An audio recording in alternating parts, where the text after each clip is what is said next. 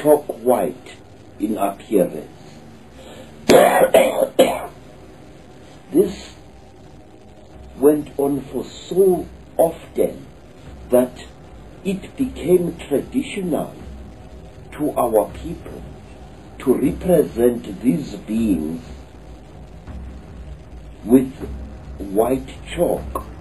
You found masks amongst our mask makers which were smeared entirely in white chalk to represent these creatures. These creatures were usually about 8 feet tall, very, very slender, and they used to wear robes made of the tanned hides of certain type of antelope, usually the intensely black sable antelope. What name did the people give to them? We gave them the name Izilo Zengu, the beasts of the terrible blanket. These creatures were dressed exactly like Christian monks, with hoods and long robes. In fact, I will draw you a likeness of one of them as it is shown in a rock painting. Now, these creatures used to live in holes in the ground or in underground caverns or in gullies over which a roof of logs and vegetation as well as sods was placed. And it may be of interest to you that Portuguese explorers and Portuguese seamen used to see these one-legged creatures hopping about and sometimes disappearing into the ground as if by nature. And these creatures were called by the Portuguese sailors monopods. They wore a long robe that reached down to their ankles, and they appeared as they moved through the bush as if they only had one leg. Monopods were seen in Africa, and they were also seen in America before America was colonized by the whites. Among the Native Americans? Yes, sir. One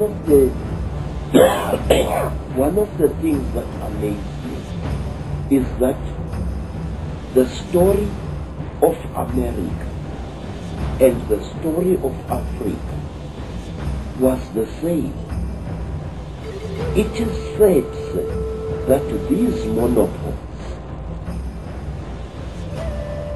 introduced certain knowledge to our people. They actually prepared our people mentally for what was to come. For example, these monopods, these beasts of the terrible blanket, used to wear a cross-like ornament on their chests as a charm, a cross made of either gold or silver. Doesn't it amaze you that when the Native Americans saw the cross painted on the sails of Christopher Columbus's ships, they recognized it as a sacred object? Let me tell you, sir, exactly the same happened in South Africa, where our people were made familiar with the cross long before the white man set foot in Africa. And when our people saw this cross, this time brought by missionaries. They recognized it as a sacred object. In other ways, now, I don't know how to put this, but can you put it for me? Our people were prepared long beforehand to recognize certain Christian symbols and Judaic symbols. And when they saw them in the hands of the colonists later, they saw them for what they were. This is one of the reasons why, Mr.